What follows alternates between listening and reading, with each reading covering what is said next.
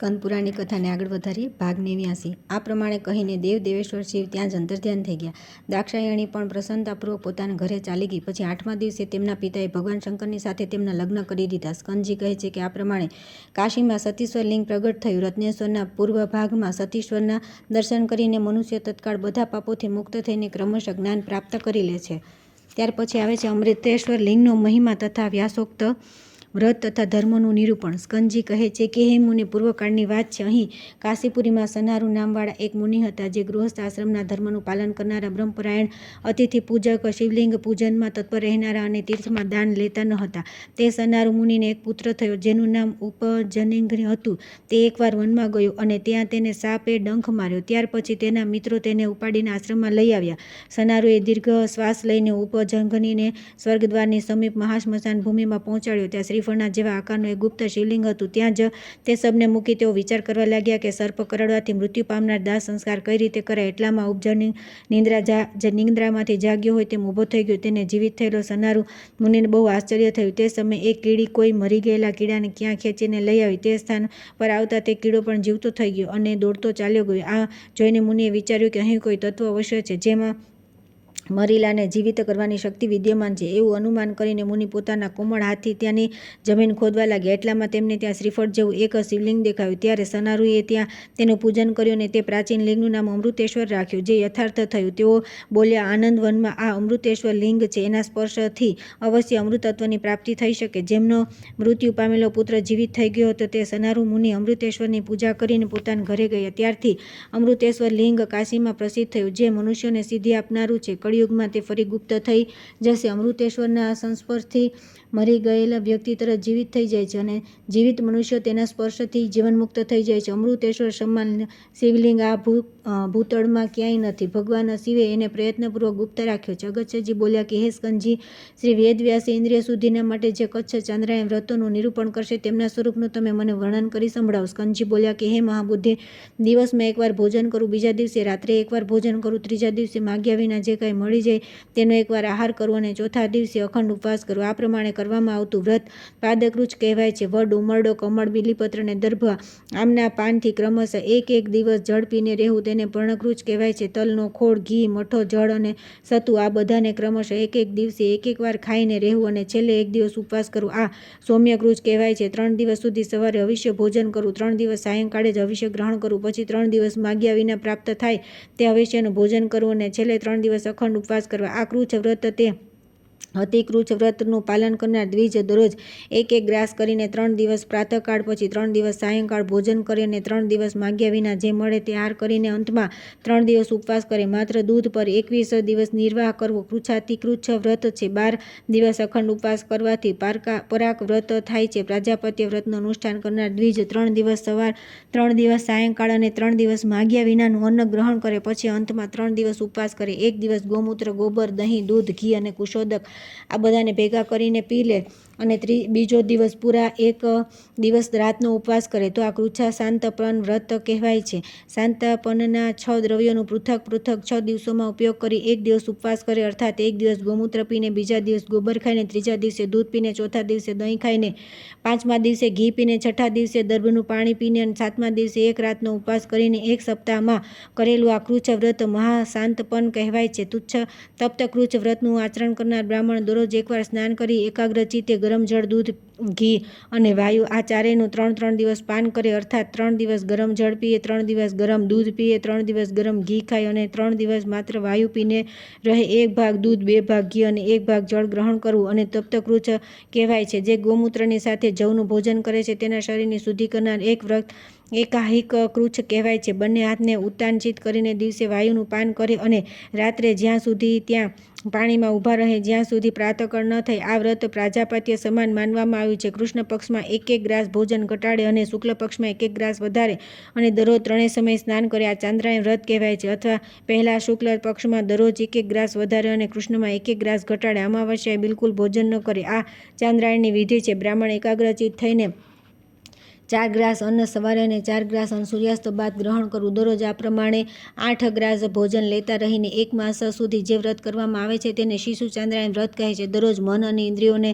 સંયમમાં રાખીને મધ્યાહન કાળમાં માત્ર અવિષ્યાન 8 ગ્રાસ અન્ન ગ્રહણ કરે અને 1 માસ સુધી આ નિયમ પ્રમાણે રહે તો આને યતિ ચાંદ્રાયણ કહે છે. મનુષ્ય એકાગ્રચિત્ત થઈને જે રીતે પણ 1 માસમાં અવિષ્યના 240 ગ્રાસ ગ્રહણ કરે તો તે ચંદ્રલોકને પ્રાપ્ત થાય છે. શરીરની શુદ્ધિ જળથી થાય છે, મનની શુદ્ધિ સત્યથી થાય છે, જીવાત્માની શુદ્ધિ વિદ્યા અને તપથી થાય છે અને બુદ્ધિ જ્ઞાનથી શુદ્ધિ થાય છે. તે જ્ઞાન મનુષ્યને કાશી સેવનથી પ્રાપ્ત થાય છે. કાશી સેવનથી ભગવાન વિશ્વનાથની કરુણાનો ઉદય થાય છે અને તેનાથી મહાન અભ્યુદયની પ્રાપ્તિ થાય છે. જે કર્મબંધનનો નાશ કરવામાં સમર્થ છે તેથી કાશીના પ્રયત્નપૂર્વકના સ્નાન, દાન, તપ, જપ, વ્રત, પુરાણ શ્રવણ તથા ધર્મશાસ્ત્રોક્ત માર્ગ સેવન કરવું જોઈએ. દરરોજ દરેક ક્ષણે વિશ્વનાથજીના ચરણોનું ચિંતન, ત્રણેય સમય શિવલિંગનું પૂજન, શિવલિંગની સ્થાપના, સાધુ પુરુષો સાથે વાર્તાલાપ, સંભાષણ, શિવ આ મંત્રના જપ, અતિથિ સત્કાર, તીર્થવાસીઓ સાથે મિત્રતા, અસિત બુદ્ધિ, વિનય, માન અપમાનમાં સમબુદ્ધિ, કોઈ વસ્તુની ઈચ્છા ન થવી, ઉદંડતાનો અભાવ, રાગ દ્વેષ રહિતતા, હિંસા, પ્રતિગ્રહ અને દયાપૂર્ણ બુદ્ધિ, દંભ અને ઈર્ષ્યાનો અભાવ, માગ્યા વિના પ્રાપ્ત થયેલા ધનનો અંગીકાર કરવો, લોભ અને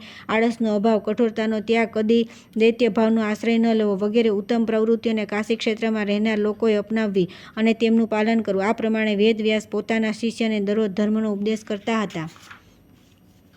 ત્યાર પછી આવે છે કાશી તીર્થોનું સંક્ષિપ્ત વર્ણન. પાર્વતીજી બોલ્યા કે પ્રભુ, કાશીમાં જ્યાં જ્યાં જે તીર્થ છે તે બતાવવાની કૃપા કરો. મહાદેવજી બોલ્યા કે હે દેવી, કાશીમાં મહાદેવેશ્વર પ્રથમ તીર્થ કહેવાય છે. તેની ઉત્તરમાં સારસ્વત મહાકૂપ છે જે સરસ્વતીની પ્રાપ્તિ કરાવનાર છે.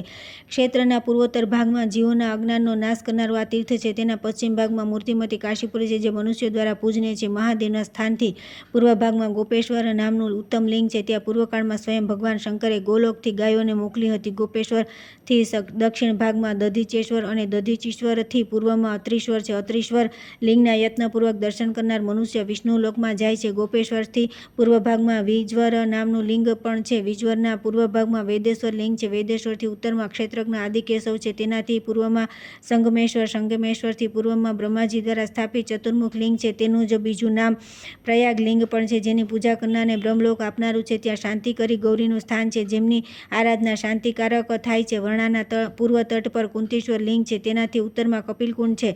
ગોપેશ્વરથી ઉત્તર ભાગમાં અનસુયેશ્વર લિંગ છે. તેનાથી પૂર્વમાં સિદ્ધિવિનાયક છે અને તેના પશ્ચિમમાં હિરણ્યકશિપુ દ્વારા સ્થાપિત શિવલિંગ છે. તેનાથી પશ્ચિમમાં મુંડાસુરેશ્વર લિંગ છે. ગોપેશ્વરથી નૈઋત્ય કોણમાં વૃષભેશ્વર લિંગ છે. મહાદેવેશ્વરના પશ્ચિમમાં સ્કંદેશ્વર લિંગ છે. તેની પાસે જશાખેશ્વર અને વિશાખેશ્વર લિંગ છે. ત્યાં નેગમેશ્વર લિંગ અને નંદી વગેરે ગણો દ્વારા સ્થાપિત હજારો લિંગ છે. નંદીશ્વર પશ્ચિમમાં શિલાદેશ્વર છે અને ત્યાં હિરણ્યાક્ષર પણ છે. તેની દક્ષિણમાં અટ્ટહાસ લિંગ છે. ત્યાં ઉત્તરમાં પ્રસન્ન વદનેશ્વર છે. તેના ઉત્તર ભાગમાં પ્રસન્નોદ કુંડ છે. અટ્ટહાસ્યેશ્વર પશ્ચિમ ભાગમાં મૃત્યેશ્વર અને વરુણેશ્વર છે. અટ્ટહાસ્યથી નૈઋત્ય કોણમાં વૃદ્ધા વાસિષ્ઠ લિંગ છે.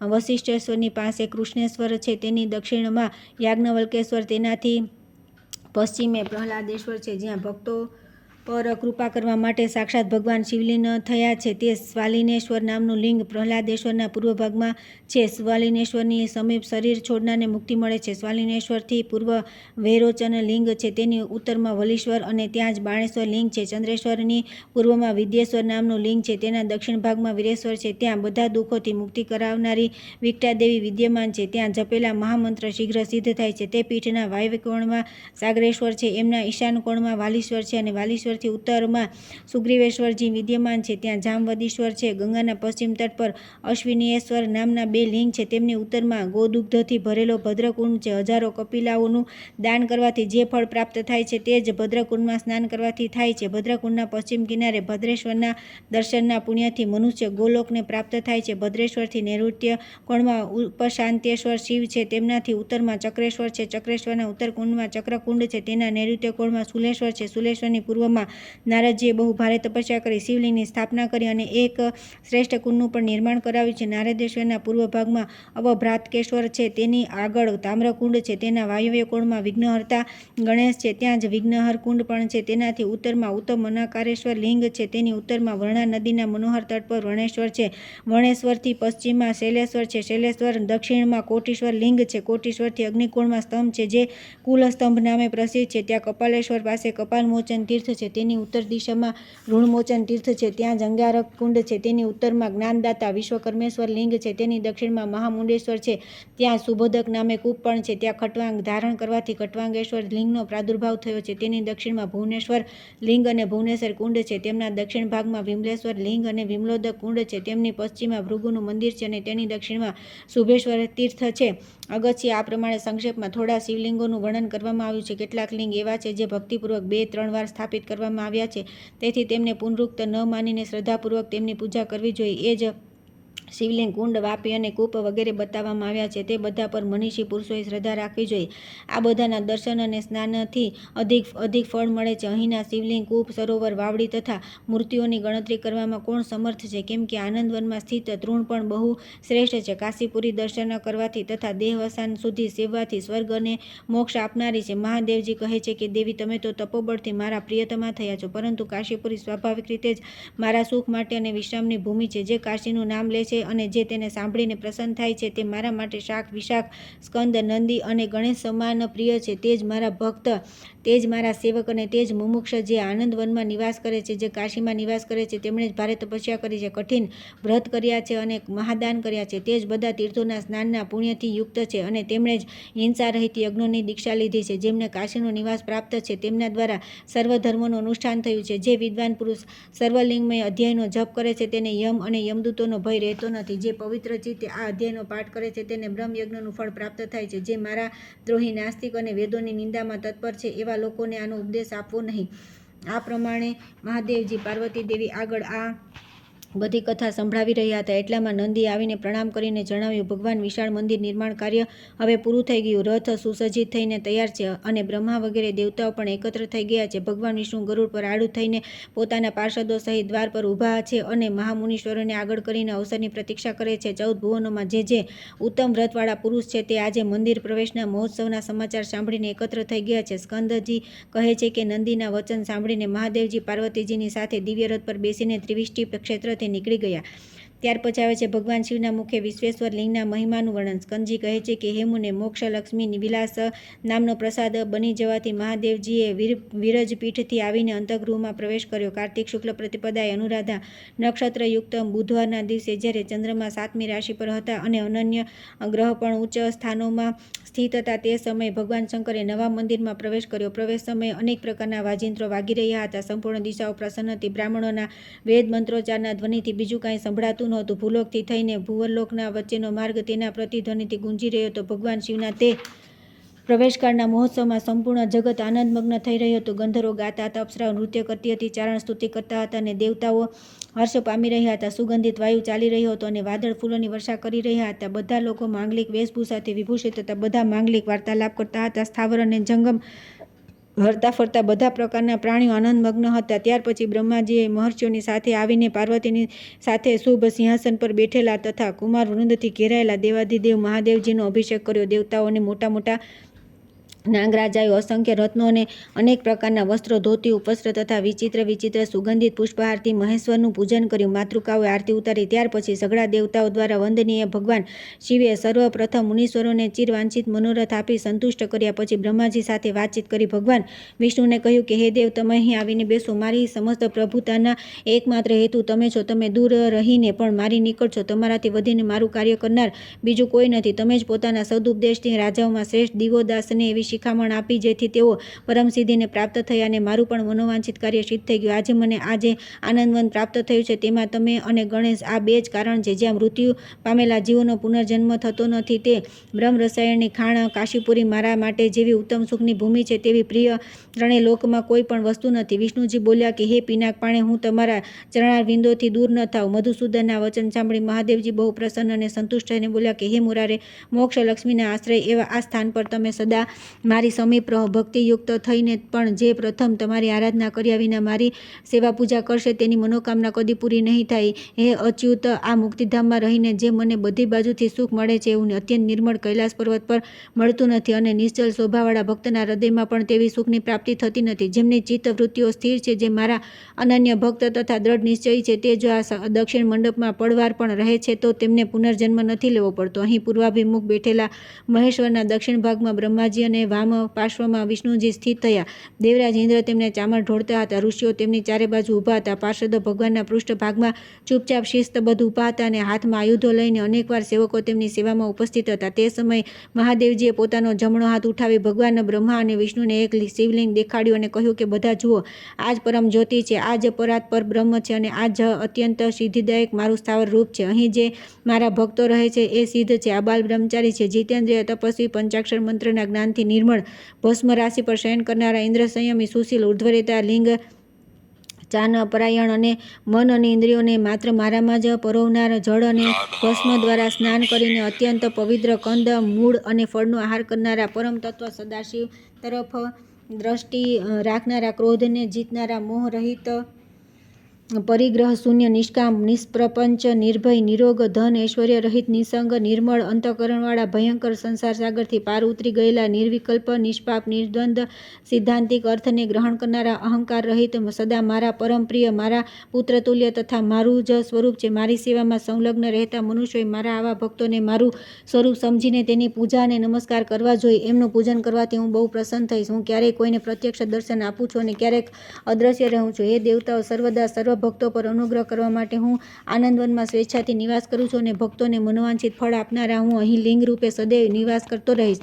આ તીર્થમાં સ્વયંભૂ અને અસ્વયંભૂ જેટલા પણ લિંગ છે તે બધા સદા લિંગના દર્શન કરવા માટે આવે છે, એમાં સંદેહ નથી. હું બધા લિંગોમાં સમાન રૂપે સ્થિત છું. તેમ છતાં આ લિંગ સ્વરૂપ મારી પરામૂર્તિ છે. જેણે શ્રદ્ધા અને શુદ્ધ દ્રષ્ટિથી મારા આ લિંગના દર્શન કર્યા છે તેણે જાણે મારા પ્રત્યક્ષ દર્શન કરી લીધા. ઋષિઓની સાથે સંપૂર્ણ દેવતાઓ સાંભળી લે. આ શ્રેષ્ઠ લિંગનું નામ શ્રવણ કરવાથી પણ જન્મભરના પાતક ક્ષણવારમાં નષ્ટ થઈ જાય છે અને આના સ્મરણથી 2 જન્મનું પાપ દૂર થઈ જાય છે. આ ઉત્તમ લિંગના દર્શનના ઉદ્દેશથી પોતાના ઘરેથી નીકળો ત્યારે જ 3 જન્મોના પાપ પણ લીન થઈ જાય છે. હે દેવતાઓ, મારા વિશ્વેશ્વરના સ્વયંભૂ લિંગનો સ્પર્શ કરવા માત્રથી હજારો રાસુ યજ્ઞનું ફળ પ્રાપ્ત થાય છે. આ લિંગની ભક્તિ સાથે માત્ર પૂજા કરવાથી હજારો સુવર્ણ કમળો દ્વારા પૂજા કરવાનું ફળ પ્રાપ્ત થાય છે. જે પંચામૃત વગેરે સાથે આ શિવલિંગની મહાપૂજા કરે છે તેને 4 પુરુષાર્થોની પ્રાપ્તિ થાય છે. હે દેવતાઓ, વસ્ત્રથી ગાળેલા પાણી દ્વારા લિંગને સ્નાન કરાવવાથી 1,00,000 અશ્વમેઘ યજ્ઞનું ફળ મળે છે. જે આ વિશ્વેશ્વર લિંગના દર્શન કરીને બીજા સ્થાને પણ મૃત્યુ પામે તો પણ તેની જન્માંતરમાં મુક્તિ થઈ જાય છે. જેની જીભના અગ્રભાગમાં વિશ્વનાથ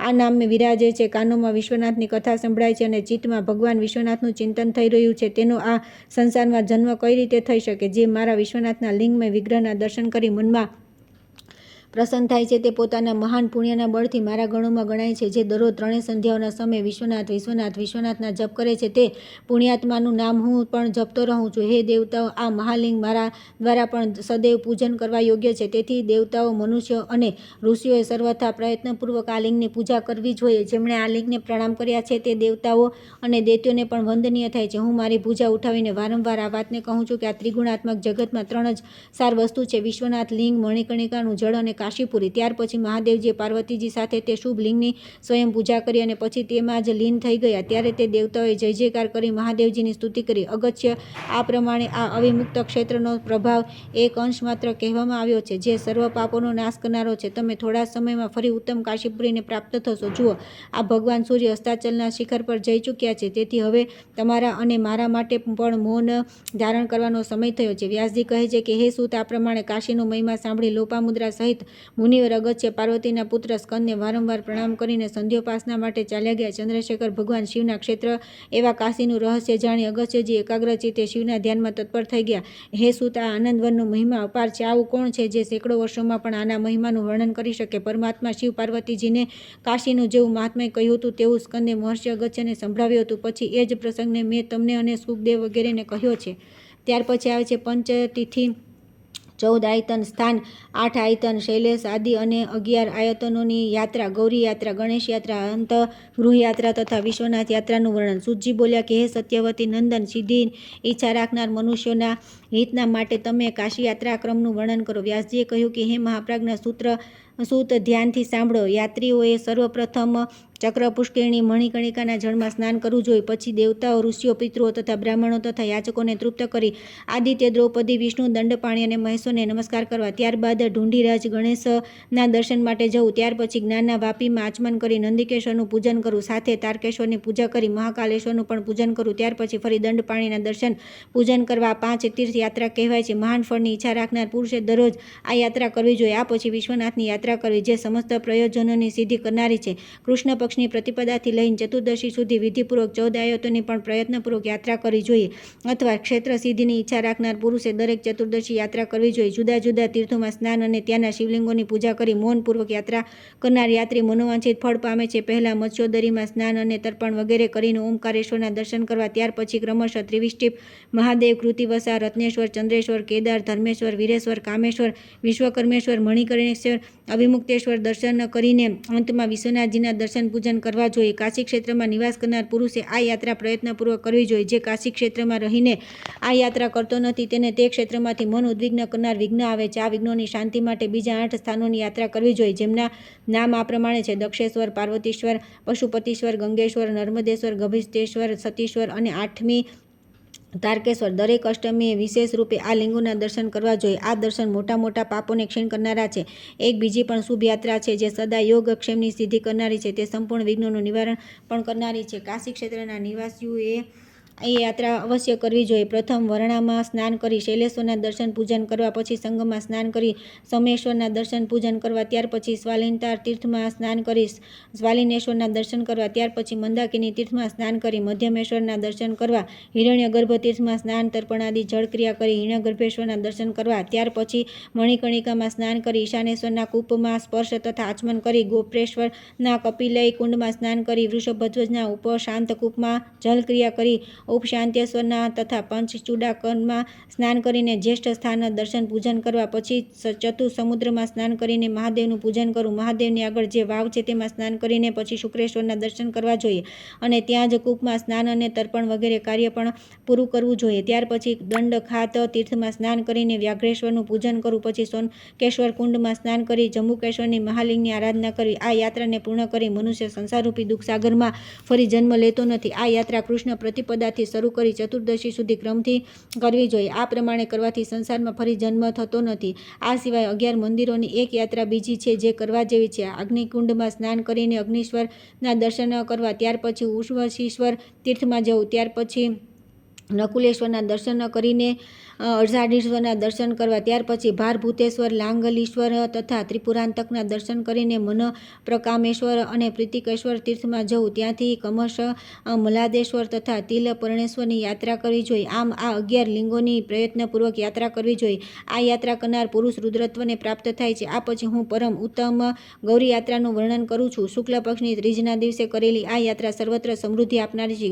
ગોપ્રેશ્વર તીર્થમાં સ્નાન કરીને મુખર નિર્માલિકા ગૌરીની સમીપ જવું. પછી જ્યેષ્ઠ વાપીમાં સ્નાન કરીને મનુષ્ય જ્યેષ્ઠી ગૌરીની આરાધના કરવી. ત્યાર પછી જ્ઞાન વાપીમાં સ્નાન અને તર્પણ વગેરે કરી સૌભાગ્ય ગૌરીની પૂજા કરવી. પછી ત્યાં જળ સંબંધી કાર્ય કરી શૃંગાર ગૌરીની અર્ચના કરવી. ત્યાર પછી વિશાલ ગંગામાં સ્નાન કરી વિશાલાક્ષી દેવીના દર્શન કરવા. ત્યાર પછી લલિતા તીર્થમાં સ્નાન કરીને લલિતા દેવીની પૂજા કરવી. ત્યાર પછી ભવાની તીર્થમાં સ્નાન કરી ભવાનીની પૂજા કરવી. પછી બિંદુ તીર્થમાં સ્નાન વગેરે કરી મંગલા ગૌરીની પૂજા કરવી જોઈએ. ત્યાંથી સ્થિર લક્ષ્મીની વૃદ્ધિ માટે મહાલક્ષ્મી પાસે જવું. આ મુક્તિદાયક ક્ષેત્રમાં આ ગૌરી યાત્રા કરી મનુષ્ય અલોક અને પરલોકમાં ક્યાંય પણ દુઃખથી પીડાતો નથી. કાશીમાં દરેક 14 વિઘ્નરાજ ગણેશજીના સ્થાન પર જવું અને ગણેશજીની પ્રીતિના ઉદ્દેશથી બ્રાહ્મણો મોદકનું દાન આપવું. મંગળવારે કાળભૈરવના દર્શન કરવા. આ યાત્રા બધા પાતકોનો નાશ કરનારી છે. રવિવાર અથવા રવિવારયુક્ત ષષ્ઠી અને સપ્તમી સૂર્યદેવના દર્શનની યાત્રા કરવી જોઈએ. આ યાત્રા બધા વિઘ્નોને શાંત કરનારી છે. 9મ અથવા 8મ તિથિએ ચંડીદેવીની યાત્રા શુભ માનવામાં આવી છે. કાશીના અંતર્ગૃહની યાત્રા દરરોજ કરવી જોઈએ. પ્રાતઃકાળે સ્નાન કરીને 5 વિનાયકોને નમસ્કાર કરવા. પછી વિશ્વનાથજીને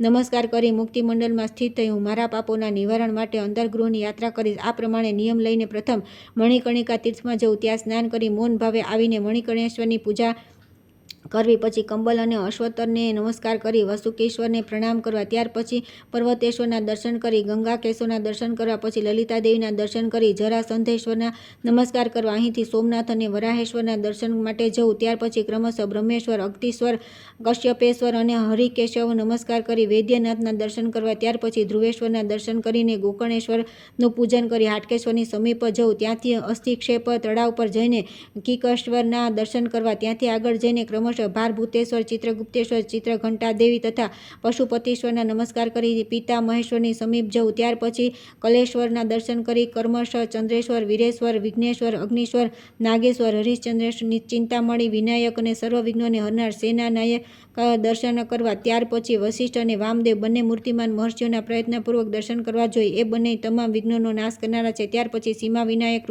કરુણેશ્વર, ત્રિસંધ્યેશ્વર, વિશાલાક્ષી, ધર્મેશ્વર, વિશ્વભુજા, આશા વિનાયક, વૃદ્ધાદિત્ય, ચતુર્વક્ત્રેશ્વર, બ્રાહ્મીશ્વર, મન પ્રકામેશ્વર, ઈશાનેશ્વર, ચંડી, ચંડીશ્વર, ભવાની, શંકર તથા ઢુંઢીરાજ ગણેશને દર્શન અને પ્રણામ કરવા, ત્યાર પછી રાજરાજેશ્વરની પૂજા કરવી, ત્યાર પછી લાંગલીશ્વર, નકુલેશ્વર, પટ્ટાનેશ્વર, પ્રદેવેશ્વર, પ્રતિગૃહેશ્વર, નિષ્કલેશ્વર અને માર્કંડેશ્વરની પૂજા કરીને અપ્સરેશ્વર તથા ગંગેશ્વરનું પૂજન કરવું, ત્યાર પછી જ્ઞાનવાપીમાં સ્નાન કરવું જોઈએ. સ્નાન પછી નંદિકેશ્વર, તારકેશ્વર, મહાકાલેશ્વર, દંડપાણી, મહેશ્વર, મોક્ષેશ્વર, વીરભદ્રેશ્વર, અવિમુક્તેશ્વર તથા 5 વિનાયકોને નમસ્કાર કરી વિશ્વનાથજીના દર્શન કરવા માટે જવું, ત્યાર પછી મૌન વ્રતનો ત્યાગ કરીને કહેવું કે મેં જ્યાં અંતઃગૃહની યથાવત યાત્રા કરી છે તેમાં ન્યૂનાતિરિક્તતાનો દોષ આવી ગયો હોય તો પણ એના દ્વારા ભગવાન વિશ્વનાથજી પ્રસન્ન થાવ. આ મંત્ર બોલી ક્ષણવાર મુક્તિમંડળ વિશ્રામ કરો. ત્યાર પછી નિષ્પાપ અને પુણ્યવાન થયેલો મનુષ્ય પોતાના ઘરે જાય. એકાદશીના દિવસે મહાન પુણ્યની વૃદ્ધિ માટે પ્રયત્નપૂર્વક કાશીના બધા વૈષ્ણવ તીર્થોની યાત્રા કરવી. ભાદ્રપદની પૂર્ણિમાએ કુલ સ્તંભનું પૂજન કરવું જોઈએ. તેની પૂજાથી દુઃખ તથા રુદ્ર પિશાચતાની પ્રાપ્તિ થતી નથી. કાશી ક્ષેત્રમાં નિવાસ કરનાર મનુષ્યોએ શ્રદ્ધાપૂર્વક આ બધી યાત્રાઓ કરવી જોઈએ. પર્વના દિવસે આ બધી યાત્રાઓ કરવી યોગ્ય છે. પુણ્યાત્મા અને વિદ્વાન પુરુષ યાત્રા વિના કોઈ દિવસ પસાર થવા ન દે. દરરોજ પ્રયત્નપૂર્વક 2 યાત્રાઓ તો અવશ્ય કરવી જોઈએ. કાશીમાં નિવાસ છતાં જેમનો દિવસ યાત્રા વિના પસાર થાય છે તે દિવસ તેના પિતૃઓ નિરાશ થાય છે. જેણે કાશીમાં રહીને પણ જે દિવસે વિશ્વનાથજીના દર્શન ન કર્યા તે દિવસે મનુષ્ય જાણે કાળસર્પ રસી ગયો, મૃત્યુએ જોઈ લીધો અથવા કોઈ તેનું સર્વસ્વ લૂંટી લીધું. જેણે મણિકર્ણિકામાં સ્નાન કરી વિશ્વનાથજીના દર્શન કરી લીધા તેણે બધા તીર્થોમાં સ્નાન કરી લીધું અને બધી યાત્રાઓ પૂરી કરી લીધી. આ સત્ય છે, સત્ય છે, સત્ય છે અને વારંવાર સત્ય છે. દરરોજ મણિકર્ણિકામાં સ્નાન અને વિશ્વનાથજીના દર્શન અવશ્ય કરવા જોઈએ. વ્યાસજી કહે છે કે હે સૂત, હજારો પાપ થયા હોય તો પણ મનુષ્ય સ્કંદ પુરાણના આ ઉત્તમ કાશી મહાત્મ્ય શ્રવણ કરવાથી નરકમાં જતો નથી. સર્વ તીર્થોમાં સ્નાન કરી મનુષ્ય જે શ્રેયનું ઉપાર્જન કરે છે તે બધું કાશીખંડના શ્રવણથી અવશ્ય પ્રાપ્ત થાય છે. સંપૂર્ણ કાશીખંડનો શ્રદ્ધાપૂર્વક પાઠ અને શ્રવણ કરવું આ જ સર્વશ્રેષ્ઠ આરાધના છે. જે કાશીખંડની એક કથા પણ સાંભળે છે તેણે સંપૂર્ણ શાસ્ત્રોનું શ્રવણ કરી લીધું, એમાં સંશય નથી. આ કાશીખંડ મહાન ધર્મનો ઉત્પાદક, મહાન અર્થની પ્રાપ્તિ કરાવનાર તથા સંપૂર્ણ કામનાઓની પ્રાપ્તિમાં હેતુ છે. આના શ્રવણથી મનુષ્યને માટે મોક્ષ પ્રાપ્તિ દૂર રહેતી નથી. આ ઉત્તમ ખંડને સાંભળીને બધા પિતરો તૃપ્ત થઈ જાય છે. બ્રહ્મા, વિષ્ણુ અને શિવ વગેરે બધા દેવતાઓ પ્રસન્ન થાય છે. મુનિઓ આનંદમગ્ન થાય છે અને સનકાદી મુનીશ્વરો પણ અત્યંત સંતુષ્ટ થાય છે. જે વિદ્વાન આ કાશીખંડને પૂરેપૂરો અડધો ચોથા ભાગનો અથવા 8મો ભાગ પણ સાંભળે છે તે યત્નપૂર્વક પ્રણામ કરવા યોગ્ય તથા ઈષ્ટદેવની જેમ પૂજનીય છે. તેણે ભગવાન વિશ્વનાથની પ્રીતિને માટે સદા અન્ન, ધન વગેરેનું દાન કરવું જોઈએ. કેમ કે વાચક સંતુષ્ટ થાય તો ભગવાન વિશ્વનાથ પણ અવશ્ય સંતુષ્ટ થાય છે. જ્યાં પરમાનંદના આશ્રય એવો આ કાશીખંડનો પાઠ કરવામાં આવે છે ત્યાં કોઈ અમંગલજનક વિઘ્ન પોતાનો પ્રભાવ પાડી શકતો નથી. કાશીખંડ ઉત્તરાર્ધ સમાપ્ત.